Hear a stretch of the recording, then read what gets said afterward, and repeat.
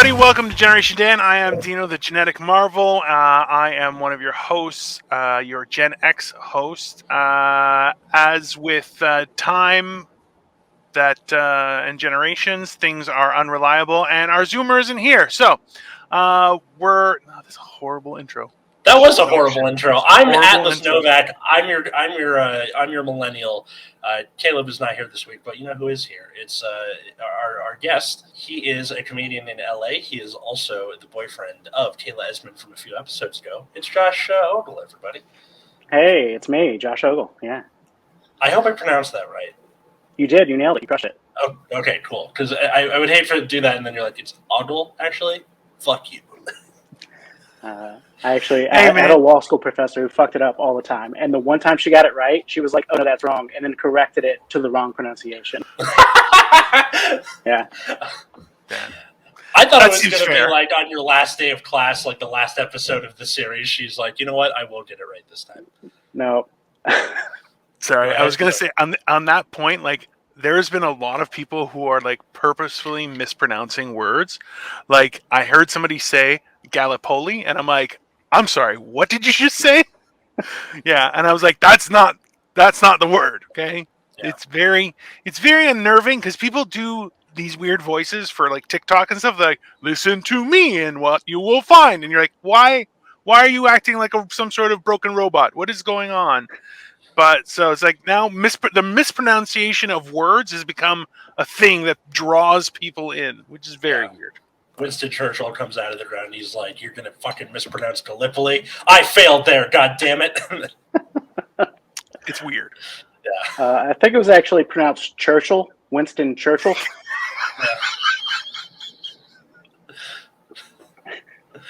This is going south real quick. I love it. This is going to be great.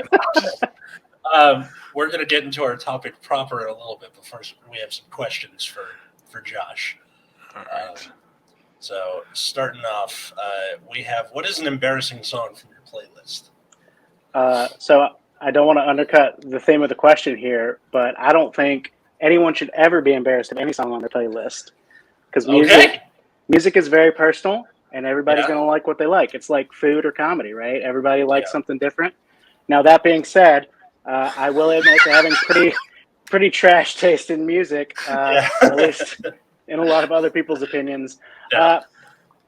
I would say just by sheer quantity of the number of times I've listened to it and continue to listen to it, even in 2022, it's probably "Pinch Me" by the Bare Naked Ladies. Ooh, they are Bare Naked Ladies. They've been my number one played band on Spotify the entire time I've had Spotify. That's an odd flex, but I get it. That's fine. They're literally from down the street from where I am. So that's They're at number one in my Spotify queue. Yeah. But I like them. They're silly. They're sad. They're smart. Also, I really enjoy the song "Call Me Maybe" by Carly Rae Jepsen. I don't know what it is. It's just such a happy song. And it's scientifically engineered to just make you feel good. Yeah. You know what? That's the scary thing. Is there's a lot of popular artists that their music is not written by them, but it's like 4 middle-aged men who write these songs for almost the entirety of the music industry, and you're like, what? These guys have way too much emotion, or I don't know, like, get them an ice cream or something. Like, it's very unnerving when you start going through it, and it's...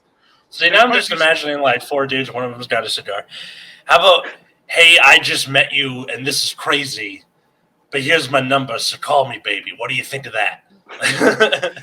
And there's one guy going, it's gold. It's gold. It's gold. Write it down. Yeah. There's so many, like... It's hard enough to entertain, just not even be a good entertainer, but just to entertain, right? Is the idea of putting something together, being able to connect with an audience, actually being able to converse, the back and forth, and also not sound like you're a cartoon character of a person, right? Like Yeah. that's like those bare minimum things. And then on top of that, you're like, oh, now I have to be interesting. You're like, oh my god, like this is worse than being fat and naked. Like this is not, it's not a good thing, right? So. Yeah. Like, see, now I'm just thinking of like some kind of parody band called Bare Minimum Ladies, where they just kind of don't give a shit. guy, you got to understand that. Like, so there's a New Year's Eve party downtown Toronto every year. It's a huge thing. When the Bare Naked Ladies first started, they were banned from performing because they had naked ladies in their name. Okay, this was my youth, and I'm like, man, they just let those guys like. Yeah. Like Lovers in a Dangerous Time makes me cry physically. Like I have to pull over and go, oh, they just wanted to love. It's just. What was the first song of theirs you ever heard? I mean, I think the first one Brian that Wilson. I ever heard. First one I ever heard was probably 1 week, but yeah. Oh, Brian Wilson, that's a good one. Yeah, like okay, so the video for Lovers in a Dangerous Time is like that's like nearby from where I am right now, like because I'm on the border of Scarborough, which is where they're from in Toronto, and you're like, listen, yeah, and that's still how it looks, exactly the same. You're like, you look around, you're like, this could be Russia. This is just horrible. So yeah, but that's. I was even surprised when I found out that they were the ones who did the song for Big Bang Theory. Big Bang I was Theory. like, you know, this really reminds you of something. And I'm like, oh, it's still my Bare Naked Ladies. I'm like, oh, I'm an idiot. Like, damn, I should have known that one. So when I saw them live in concert, they played that song and they introed it. They were like, we wrote this whole song and people only hear 30 seconds of it ever, so we're playing the whole thing. Enjoy. Yeah, that's fine. That's totally reasonable. I still laugh at the one guy, like the lead singer, who had a great voice, lost a bunch of weight, head didn't change size, which I'm like, that's too bad. Like, that sucks because at least the jowls, just stayed the same. So it's like head, shoulders was the same. And then you're like, and then he pulled a, you know who I am? I'm like, oh man, you're Canadian. We don't get to do that. We get to go. I have a country to go back to. Bye. See you guys later. That's all we do. Not you know who I am. So they tried to leave, but they were late and they all died. They froze their asses off. Right? That was a part of that song, I think. I don't know. Yes. They were late and they all died. Sure. They froze their asses off. Yeah. First one I ever heard was "If I Had $1 Million" when I was a kid. Oh yeah. Because my friend from down the street, his name was Gabriel. Shout out to Ed, his dad. And he liked to just futz around on the guitar, and he knew the opening chords to "If I Had $1 Million." I like that's another one. It's full of fun little references to things, and a lot of them are really funny. Yeah, they even have the Yoko Ono song, which you're like, oh, that did not age well, but God, I still love it. I don't care. Fine, I want to see him in concert. I haven't been to a concert since Elton John a couple of years ago, and that had a sad background to it, which I think I've told that joke in front of you, Josh. The thing where my mom just didn't want to go anymore. Yeah. Oh. Hell, man. They were for her birthday, goddammit. Anyway,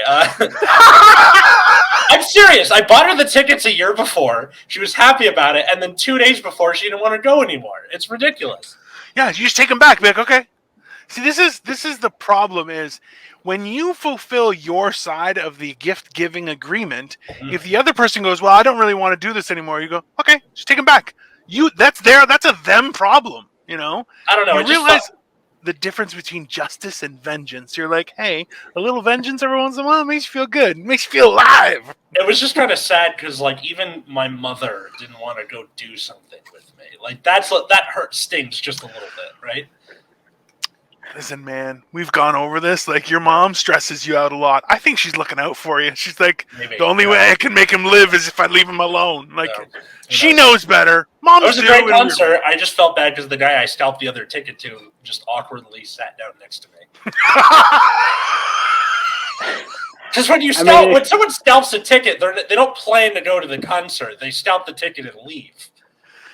I feel like anyone who's buying a single scalped ticket, they know what they're in for, right? You have to. A warm embrace. A warm embrace. maybe. You know, maybe a kiss on the cheek, but that's it. That's all the ticket guarantees. He shows up, and you're like, "Hold me closer, tiny dancer." Oh God. I feel like you'd have like a jersey that says Tony Danza, and just be like, "I'm funny." No, that's fine. All right. Oh, Second question.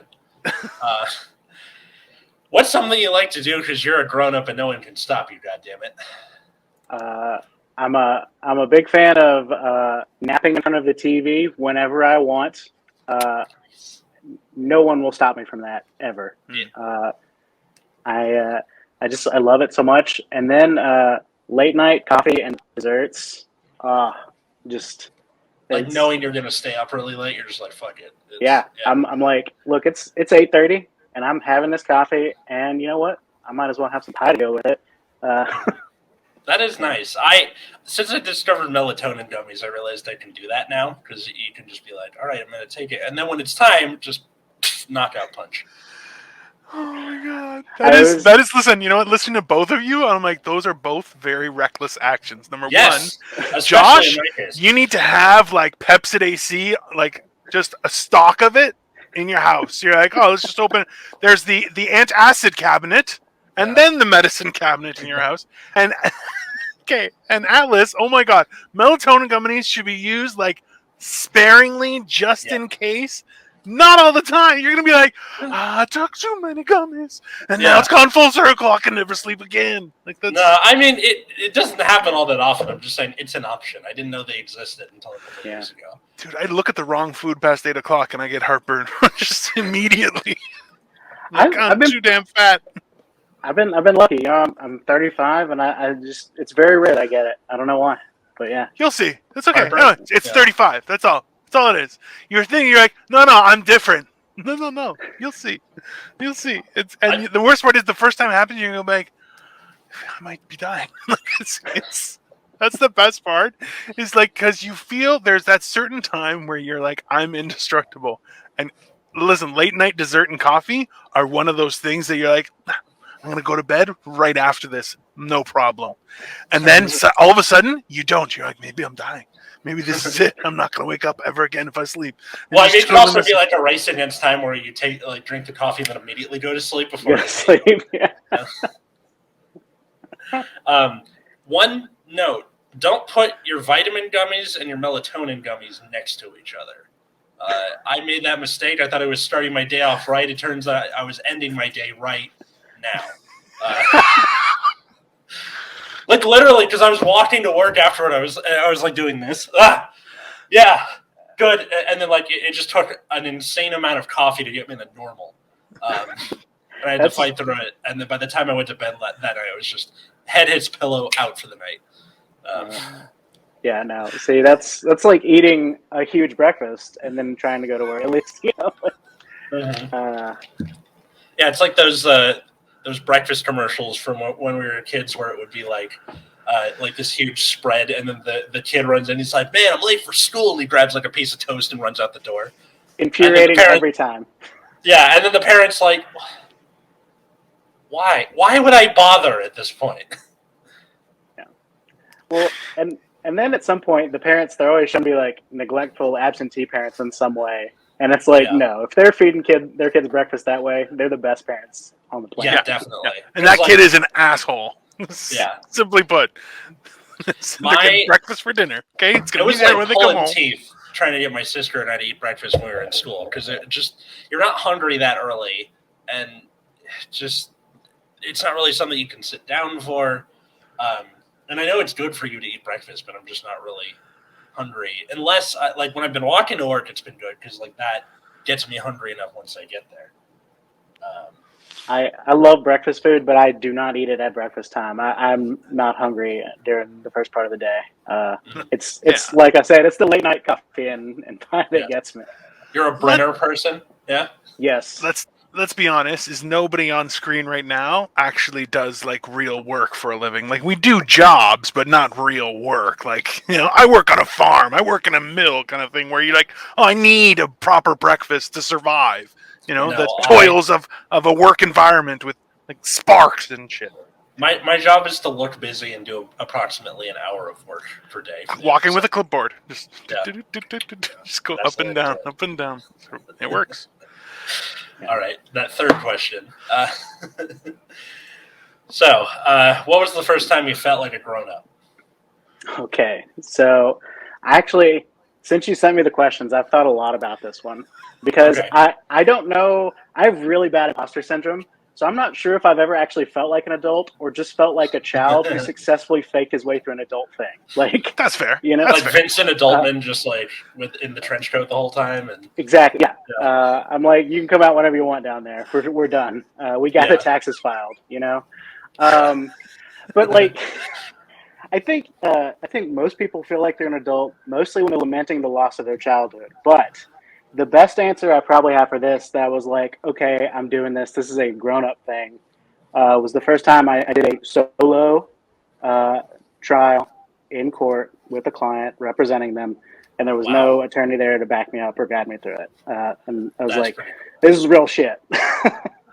What was the case, if you don't mind me asking? It was an objection to discharge. I was a bankruptcy attorney, and someone had objected to my client's discharge, and so it was the trial to overcome that objection, basically. I have no idea what that means, but okay. Yeah. It means they still wanted their money and they wanted to bypass the bankruptcy. That's all. I see. Yeah, basically. Financial literacy is something you need, Atlas. It is a skill that you need to survive. Okay. Yeah. My God, But- you young people. But Mario Kart. If for nothing else, I know why I'm bad with money. I'm still bad with it, but I know why. Right? That's Because you know that you can declare bankruptcy, or No. I don't know. What's the? I know the things I should do, and I do not do them. I see. I moved from a low cost of living area where I was a practicing attorney to one of the highest cost of living areas in the country so I could pursue my dreams of doing stand-up comedy. I don't know that anyone's ever called that a great financial decision.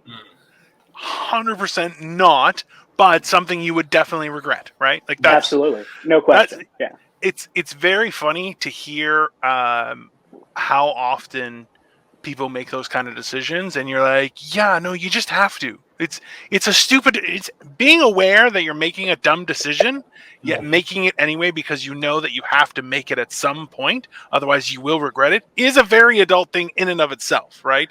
Yeah. So absolutely. Yeah, no, being an attorney is interesting because like so many people that I hear that like left their job to do their passion or whatever, like they were like, I fucking hated what I did, and that wasn't true for me. Like I didn't hate practicing law, but I did because it wasn't doing comedy, right? Yeah. And so it's like it's a good job. It's not the job I wanted to be doing at the time. So here we are now. Yeah. That's fair. That's a very reasonable thing. How long ago was this that you moved out here? So I stopped practicing law full time in 2019, I believe. Yeah, 2019, 2018. Yeah, so it's been a few years. I still have my license. Okay. But just in time for the pandemic. Yeah. Nice. I stopped practicing then right before we moved to Los Angeles, and I do law adjacent stuff now for my day job. Yeah. That's code for hitman, Atlas. Just so you know. It's like only by bare hand, though. That's great. I go to Capcom Studios and make sure they have all of the stuff right for the newest Phoenix Wright game. That's just... That would be an incredible job, though. That would be like head nerd in charge. I feel like that would yeah. be like I'm the nerd that makes the decision as to how nerdy and accurate everything has to be. I feel like that should be a job in LA, like rampantly. I saw a job with Paramount the other day being like the content manager for StarTrek.com. So that's pretty close. That's pretty cool. Yeah. I saw like a posting get murdered for that.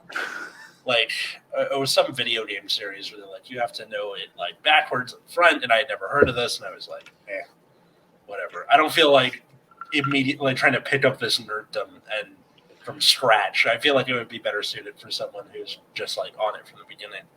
Yeah, no. Because when you're trying to get caught up on stuff like that, it is like doing homework. Like, yeah. Yes. Definitely. And people are actively trying to mess with you. Yeah.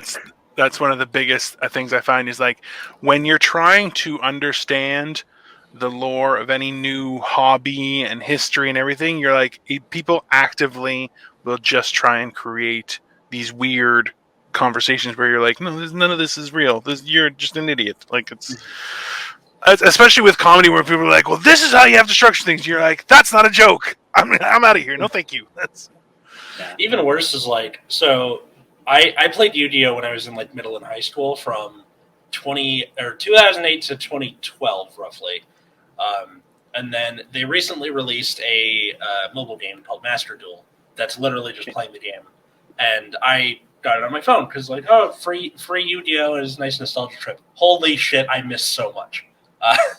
They're like, all right, there's like 5 new summoning mechanics and all these archetypes that you didn't know how they work, and all the cards are really, really long now. And I'm reading it, going, what the fuck? And they've already moved on to the next thing, and just I am a boomer in Yu-Gi-Oh! Land. So, I mean, I get what you mean, because like same thing with like Magic the Gathering, Hearthstone. I got it for a while. I don't understand it anymore. League of Legends. I used to play it a lot, and now like I've pulled it up on Twitch, and I'm like, I have no idea what is happening in these fights. So, do you guys think that they're made more complex progressively on purpose, or is it specifically like? I was a huge fan of certain cartoons and comic books growing up, where that there is a general history that is accepted and it's fine. And I'm like, it's kind of like a soap opera, whereas like 3 years later, I can jump back in and be like, yeah, I'm good.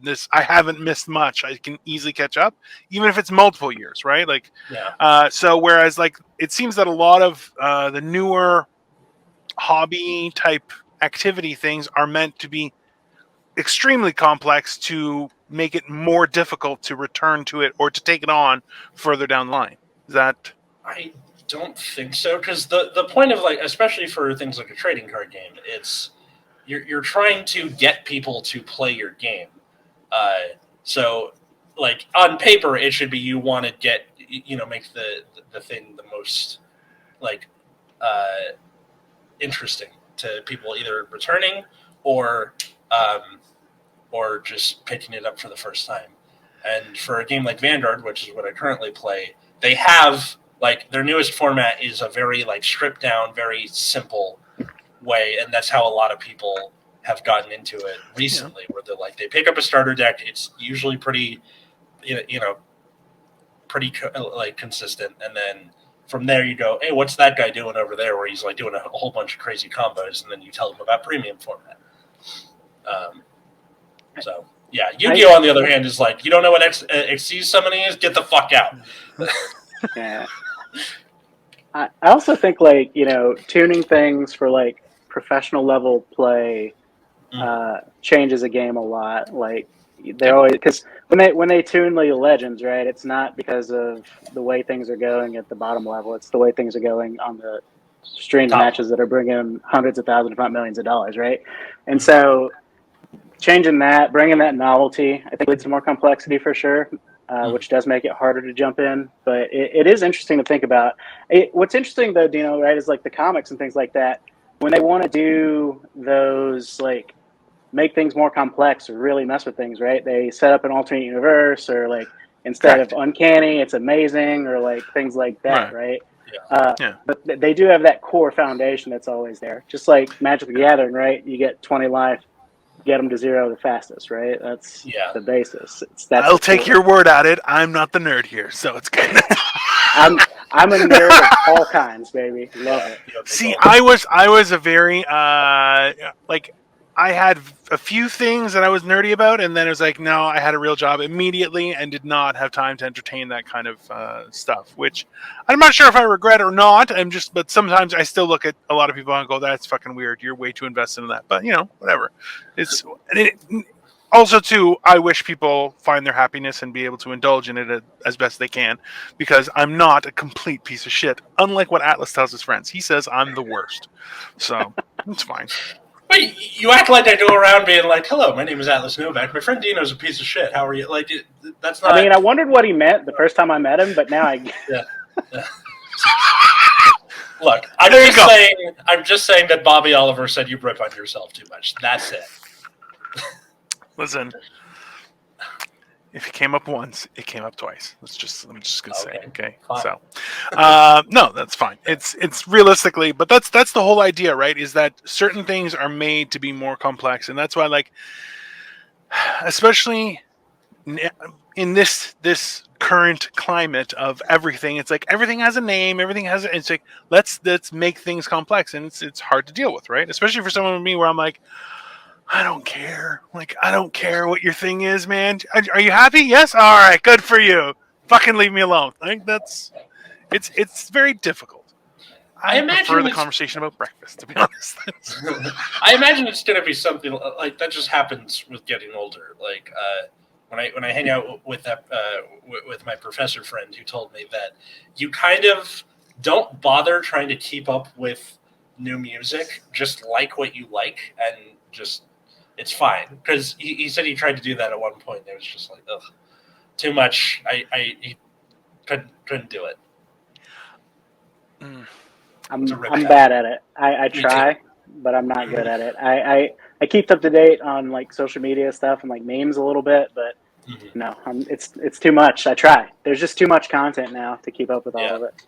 That's the bigger issue. Is there's no like, people are so focused on a certain type of censorship that we've lost the idea of, hey, maybe we should just censor stuff that sucks instead of like, hey, people can share their opinion, but just don't be garbage. Like, there's so much content that's produced, and music, video games, all sorts of stuff that people will like make it this huge part of their identity. When you're like, hey man, that's not even a really good story. You're like, I don't know why it's okay. You're like, sure, fine, No accounting for taste, I guess. Also, wanting to like censor stuff that sucks is literally what Nikita Khrushchev did in the USSR after Stalin died.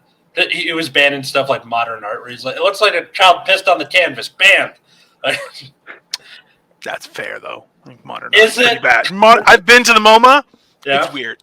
Yeah, like we went for a Salvador Dali thing on the 4th floor, and I was like, okay, Salvador Dali. Well, look at him, and you're like, okay, this guy was he was wackadoo, but I like it. I dig it.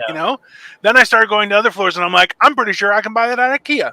That's not art. Sorry, that's just a chair on the wall. Right. I don't get it. Who did IKEA rip it off from? Right? There's an aesthetic to it. And maybe some of it's supposed to make you uncomfortable, right? Listen, I just know that I wouldn't be the one sitting on it, because I would turn that thing into little pieces of plastic instantly. That's fair. I get that. I need a sturdy old world chair. That's what I'm looking for. Definitely. Oh yeah. Something that looks like it's been, rubbed on for quite a while, and it's stood the test of time. You're like, yeah, that's for me. This was on the Mayflower. Perfect. Yeah, exactly.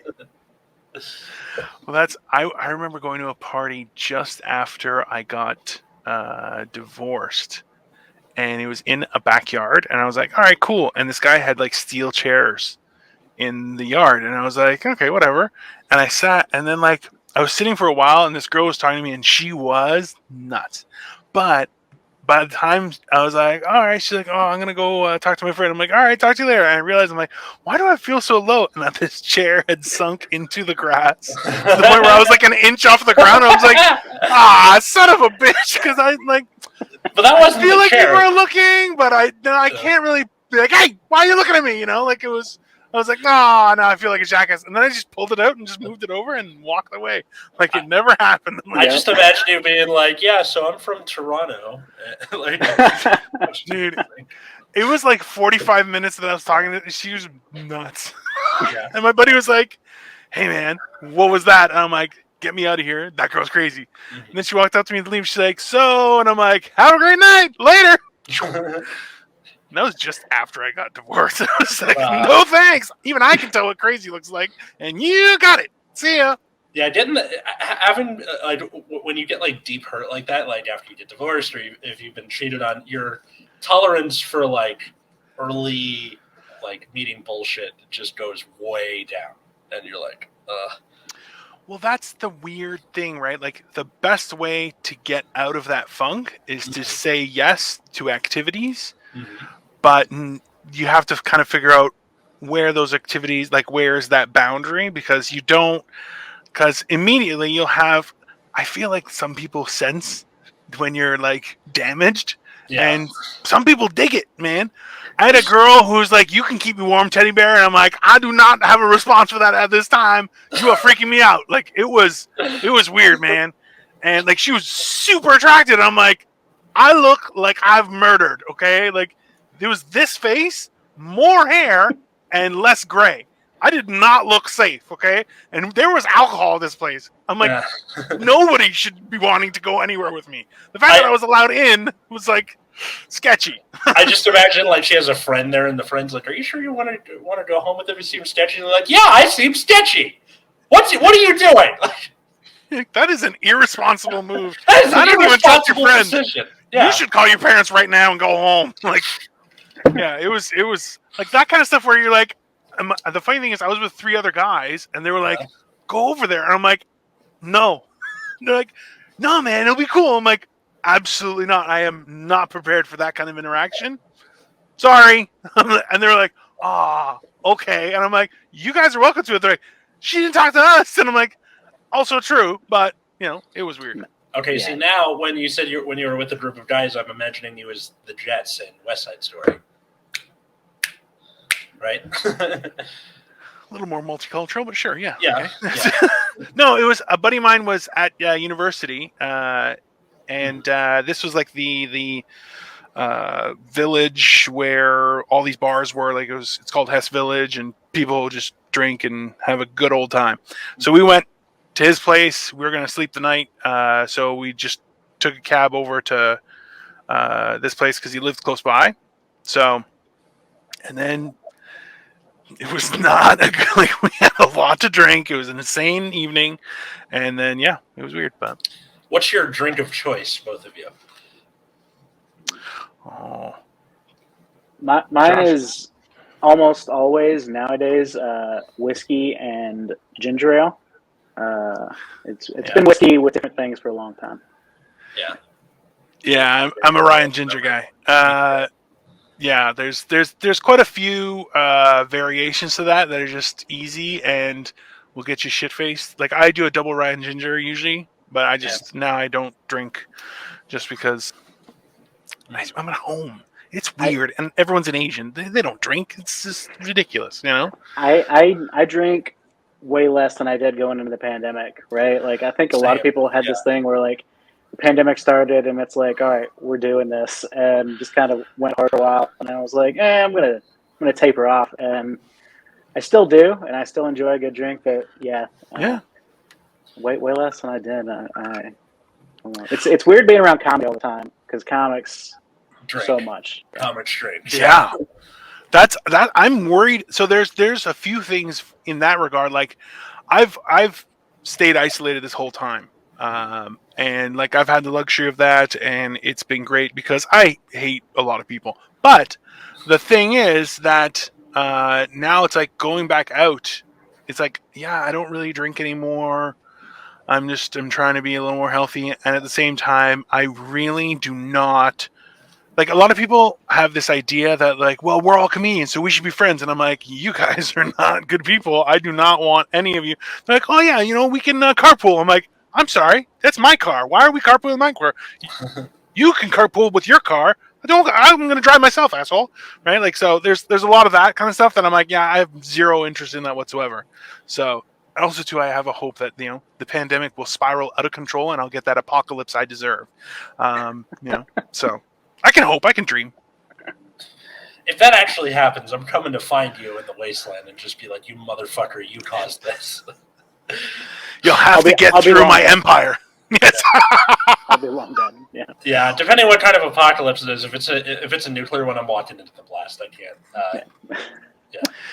Yeah. At this point, like, look, realistically, it's a question of like, as intelligent as we are pretty much useless in an apocalypse type scenario in general, right? Like a few people will know certain things, but in general, we're screwed, right?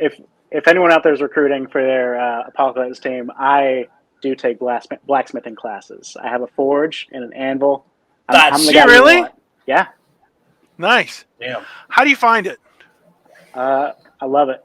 Yeah. It's very satisfying. It's one of those things like I get like I don't do a lot of manual labor right day to day for my job, so getting to do it and like starting with nothing and ending up with something useful, great feeling.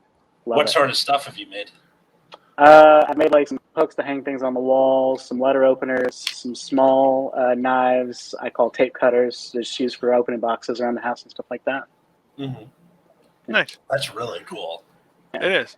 Yeah. Also, I grew up in a machine shop, so we had a ton of massive machines. I'm a horrible machinist. My dad tried to teach me like 3 times, and I screwed things up so bad. I messed up a machine. I did all sorts of stuff. But I'm like, it's a very useful skill working with like being able to make something out of nothing. So it's even like woodworking, plumbing. Like that was the one thing someone said to me, which I was like, I was working at a bank, so I felt like an asshole. But he goes, "Hey man, people are always gonna shit, and people always want to see in the dark. Know those 2 things, and you'll be okay." And you're like, "Damn, that's a lot better advice than working the bank." I'll tell you that. It's like, you're like. I should really. And the funny thing is, my dad wanted me to become an electrical engineer, and I'm like, hey, listen, I'm like the other kind of smart, not book smart. I'm like book hobbyist, street genius. That's my mix. I don't think engineering is something I can do. That happened with my dad because my dad is an eye doctor, and like I think he really wanted my sister and I to be in medicine, but the problem is that we're both really bad at math. So like even just like doing the like go to college major in like biology or something, like you're fucked. Also, I don't have a steady hand, and he was a surgeon, so like the second he saw me like doing this, so he's like, "Don't worry about it, you'll be fine." Because it was kind of funny with like the position that he took versus what my mom and sister took when I first started comedy versus now. Because when I first started, when I was 17, he's like, "You're throwing your life away. This is dumb."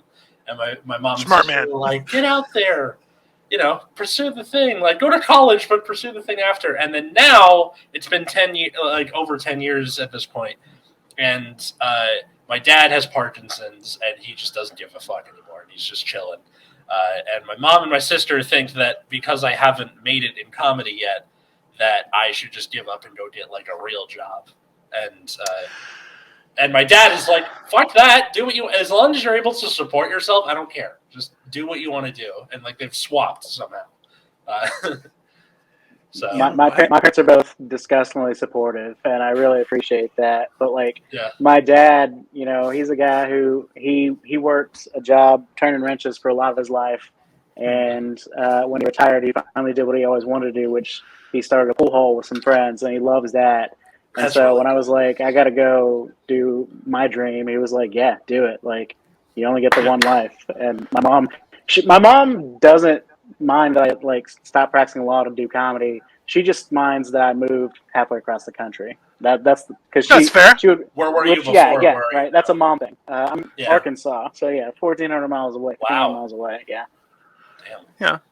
Still drive 14. Makes sense how you met Kayla then. It'll be like like a day and a half to it's get there? It's like right at 24, 25 hours drive. Yeah. So okay, so it's like for me to Florida is same. Okay, that's fair.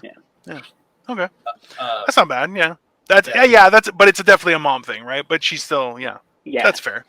That's the downside about being from LA is like they're right there. And I have to see them, and they're divorced, so I have to make 2 visits of it, and my girlfriend's parents live here, and they're just like, "Why can't you spend more time?" I'm sorry, you guys are all in different locations. Yeah, that's tough. Like having to go visit both parents and deal with LA traffic each way. That's pretty terrible. Yeah. My sister and I have this little agreement where like she lives closer to my mom, I live closer to my dad. So we like do the pressure valve release of like, I haven't seen my kids in forever. Like we're right there, so it's easier to deal with. Hey, just know you can piss off both your parents by telling them that you and your sister hung out, even if you didn't. Just be like, "Oh yeah, we hang out all the time." And your friends are like, "What? Why don't you hang out with us?" Trust me, they get pissed off for weird shit like that all the time. That is weird. Like, because my sister and I don't really hang out alone very often because it's either with her boyfriend there or our mom is there. or her dad is there. So like there was one time where me, her, and the boyfriend were supposed to go on a ski trip together, and the boyfriend couldn't go. So it was my sister and I in a car for 5 hours up to Mammoth in California. And I got to say, it was very awkward because the last time we really hung out together was like, I don't know, third grade. Yeah. Yeah. Yeah, no, I don't hang out with my brother either. It's the same thing. He's 4 years older than I am, and like if I told my parents that we hung out together without them, they'd be like, "Did you go see a movie?" Like it's not like we sit down and just have long chats. Yeah. Yeah. Okay, but he's 4 years older. That means he was your warden growing up. Like he beat. Like that's sort of older. I'm the youngest of 5. I know exactly what you're talking about, guy. I had a brother who's 2 years older than me. Yeah. I got bigger than him, and I made sure he remembered why you don't touch Dino ever again. So my sister used to kind of torture me. Also, like Emperor Palpatine behind the scenes, like influenced me to do stuff. That's more evil, I think, than just a brother who like smacks you upside the head. yeah, I guess so. Like that's that deep stuff. Yeah, and then after I got bigger than her, she stopped the tickling me, and now it just turns into, hey, can you get that thing that you just walked past and have to double back for? And I'm like, oh yeah, sure. And then it's deeply programmed in there. You're like, fuck.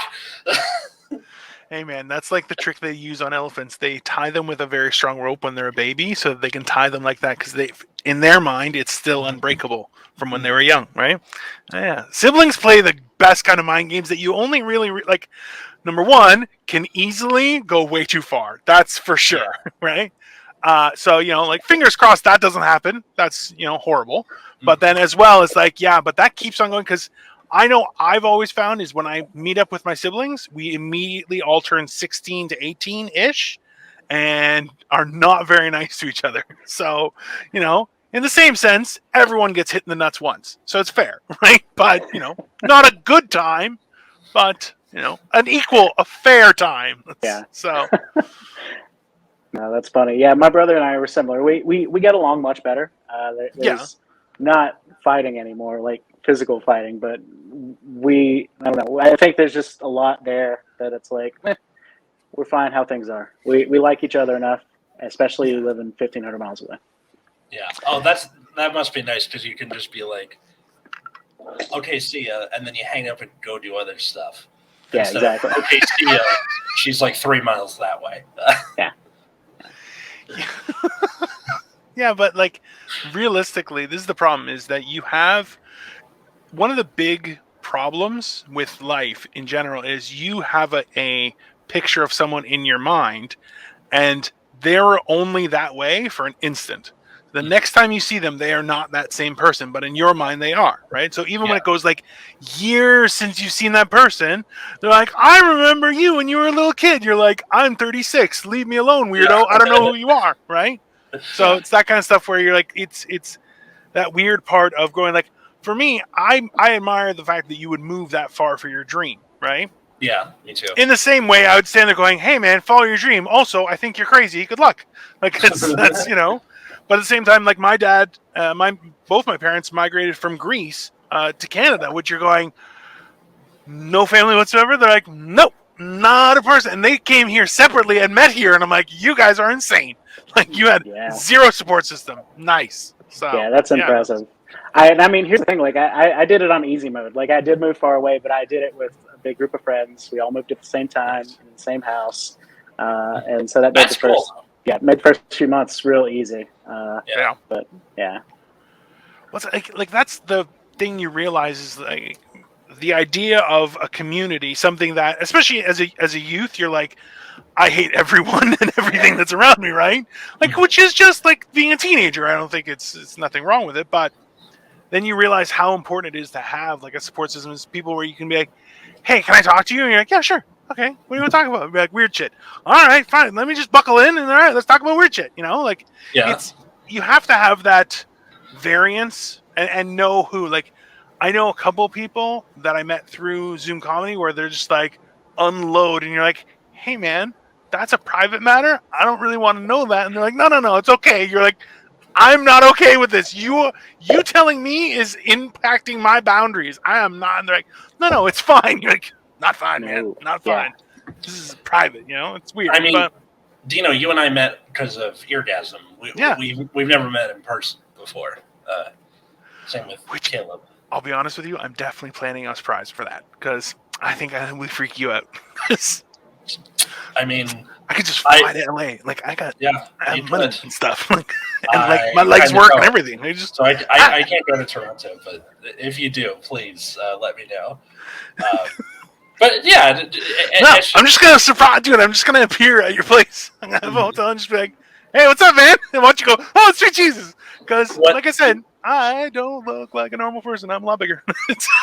When I was in college, I was moving out of I think it was sophomore year, at the end of sophomore year, out of my apartment, and my friend Matt was going to help me. Now, Matt is a big guy, and he has a beard and curly hair. Now,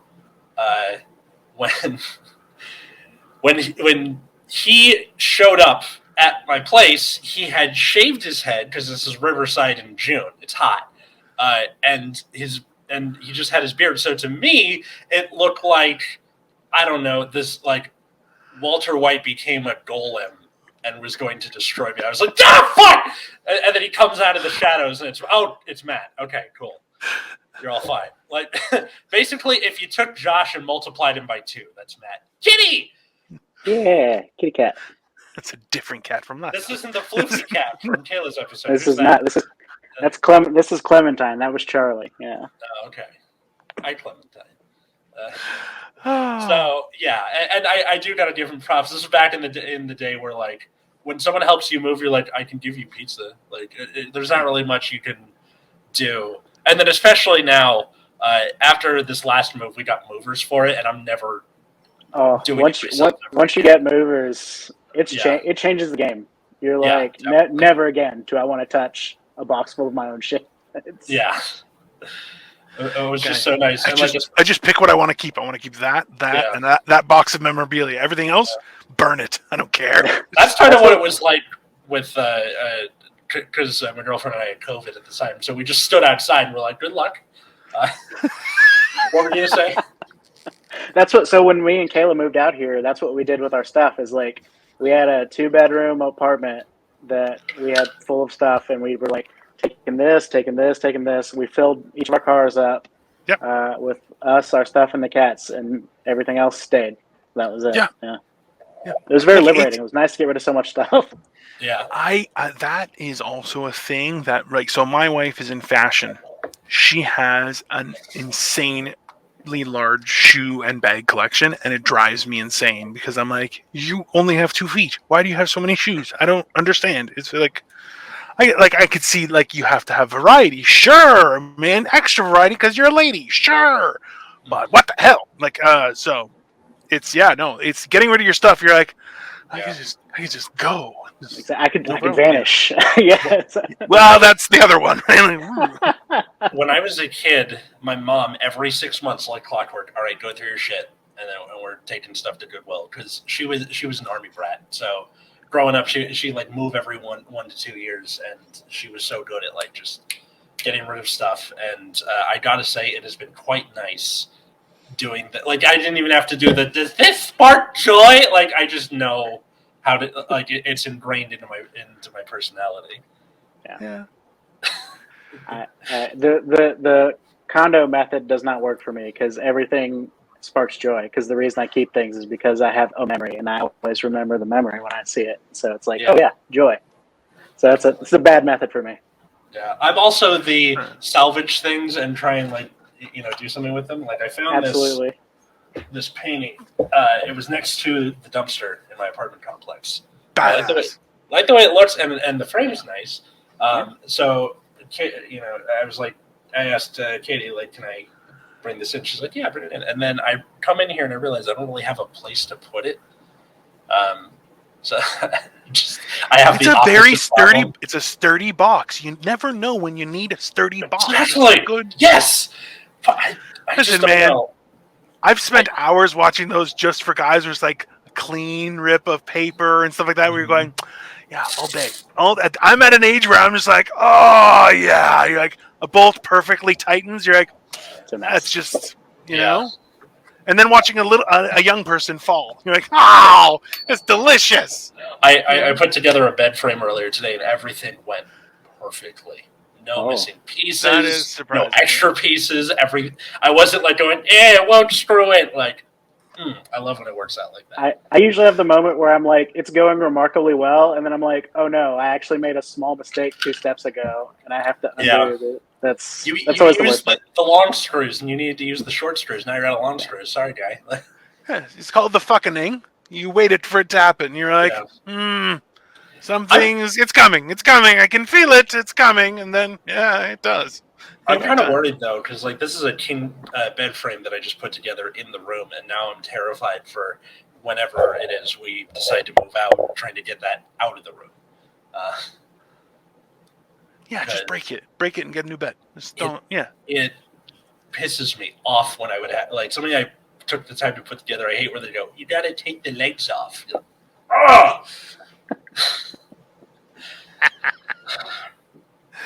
Who knows? Maybe it'll work out. But just one thing I do like to do with like bed frames, especially, is under the mattress you put the instruction booklet and the Allen wrench they gave you, or whatever wrench they gave you, and then that way when you move the mattress, it's right there and you can like go in reverse. Sure. Yeah. Everyone thinks that you should do that, and everyone knows you may have a drawer with all the instructions for everything. In light of everything, it's easier just to throw it out. Trust me on that. And also, too, it's going to excuse you, like, you know what, honey? We can upgrade the bed. How about we do that? And they'll go, oh, okay, and you've distracted them. It's just not to move it. You don't want to move it. Trust me, there's nothing good can come from it. Just pain, back problems, and a bed that's weird. Moving a king-size bed is the worst. Oh, yeah. Because I live on the second floor, and the way the stairwell is it's one of those like go halfway up, turn on a landing, go the other halfway up, and there's a big lamp swinging from the ceiling, so you can't even like put the mattress over the top of the banister and then drag it the rest of the way. You had to like I can. That's a put it up. It's like an problem. episode of Friends. Pivot, and then do it the rest of the way. And like we wrapped it in plastic so it doesn't get dirty.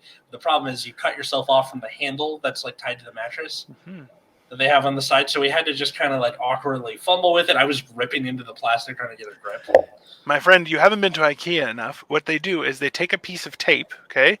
You tape it on one end, loose, and then tight on the other, and you bunch it together, and it creates a handle using tape and tape. It's very smart. I should have done that. It's extremely smart. And the first time you see it, you're going, that's fucking witchcraft. And then like, it's not witchcraft. It's engineering. I love it. Yeah. The pinch nerve area of my back is like now worse because of that. So I should have known that.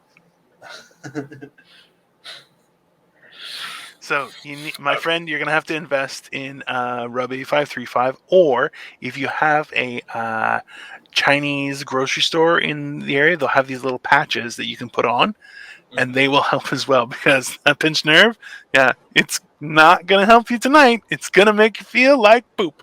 So, I've been like massaging it and everything, and like it's helping a little bit, but just I got to go to like a professional masseuse who's like, oh yeah, you have like years of pent up stress, and you're 28. What the fuck? The youngest old man in the world. Yep. I'm like that too. I'm really bad about being aware of my body being uncomfortable in the moment, but then like when the ache starts from being in that uncomfortable position, that I'm aware of. Mm-hmm. I think it was the first time when I was on the toilet reading, and I was like, hey, I can't feel my legs anymore. What the fuck is happening here? And then you're like, oh, I'm going down. And I fell right into a bathtub. I was like, the son of a gun. Yeah. Oh, man. And you're like, God damn it, I still have to wipe after this. You call that the lethal weapon. Hey, man. Just at that point, just take a shower. There's no reason not to. Let's listen. Yeah. I burned everything. Just like, all right, well, everything's good. Yeah. Hose down, burn it, get rid of it. Oh, I had a stupid moment earlier this week where I got in the shower and I was like, man, this is really hot. And I tried turning I thought I was turning down the temperature. It turns out I was turning the cold knob down. So it was getting more. I was like, did we run out of cold water? And I didn't realize it until I got halfway to work. I was like, it's the other knob, you fucking idiot.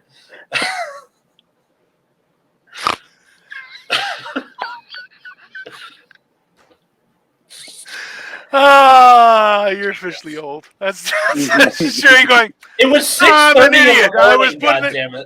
It doesn't make a difference. Okay. It just makes other men laugh because you're like, yeah, well, I've been there. You know, trust me. It only the more experience you get, the only worse that story will become. It's very entertaining. Trust me.